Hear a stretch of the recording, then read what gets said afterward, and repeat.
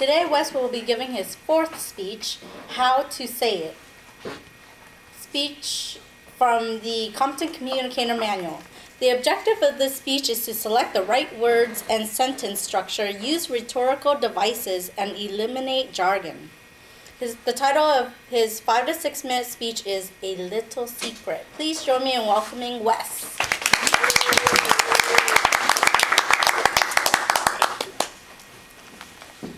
There are many things I do well. Riding a motorcycle is not one of them. My first experience came about a year ago. My dad bought a couple dirt bikes for us to ride up in the mountains.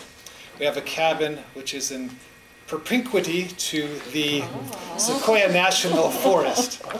Unfortunately, the terrain up there is quite sandy. There's a lot of gravel, not ideal terrain.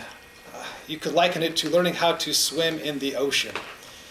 There are a lot of obstacles, bumps in the road, quite literally you could say, as I was learning how to ride this bike. Despite the shifty ground, I gained in confidence over time.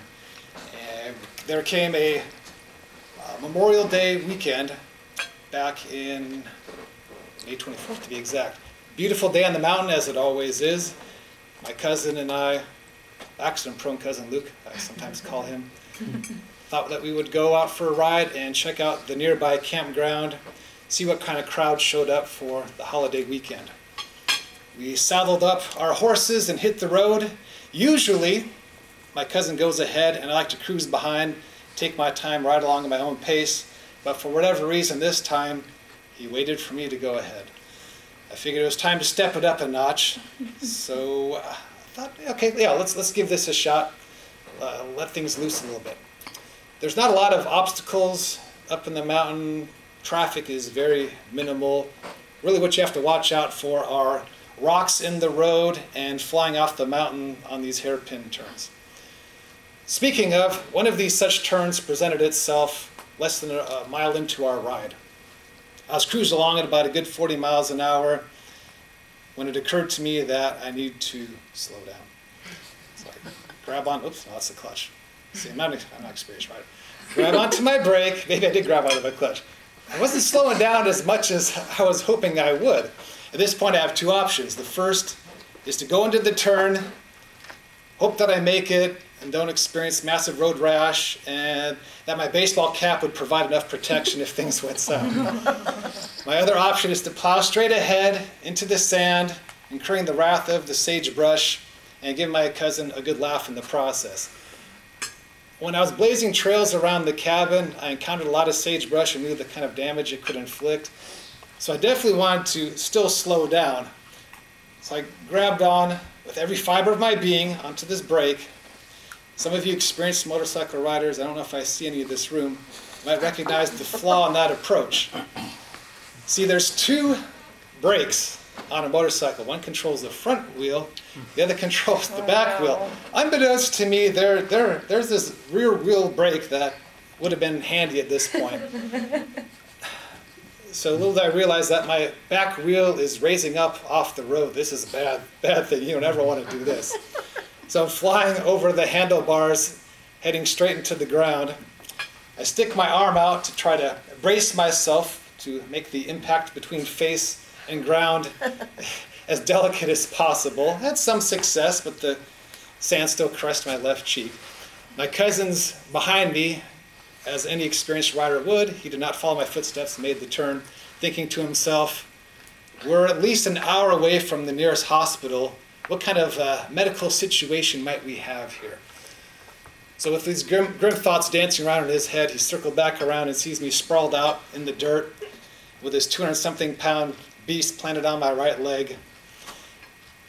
I'm laying there in momentary shock when it occurs to me that, hey, everything's still where it should be, more or less. So with great effort, I lift the bike off my leg and straighten out the mangled mirrors. I'm walking back to the road, trying to be like, no big deal. I'm okay. My cousin has this smirk on his face as he sees me rising out of the ashes like a phoenix. Apparently, I look like somebody who just opened a bag of flour that exploded all over them. So he got a good a good laugh out of this. So I dusted myself off and shook off my hat and tried to shake off the pain. We rode a couple more miles to the campground with me spitting out sand intermittently along the way. We returned back to the cabin.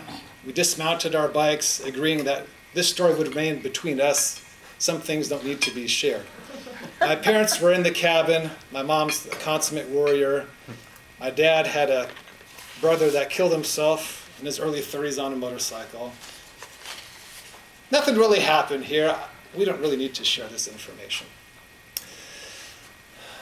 I take a quick inventory. I go into my room, take off my jeans, and my knee has swelled up to a softball. Okay, I'm putting my jeans back on. Nobody needs to see that. At this point, I realized that this modest scrape on my arm has turned into a pussy disaster that would later become a scabby mess from my wrist halfway up my arm. So I searched frantically for a long sleeve shirt, found one, slapped that on. I was all good to go for dinner that night. There's one restaurant on the mountain. So we went there, had our dinner, we played darts and pool while I'm trying to conceal my pain the whole time and keeping my limping to an absolute minimum. So I think I count myself pretty fortunate in this whole situation. I was riding with no license, no helmet, almost no experience. And all of this we will keep a little secret from my parents, who don't know how I quite literally bit the dust that day. And I intend to keep that secret for years to come.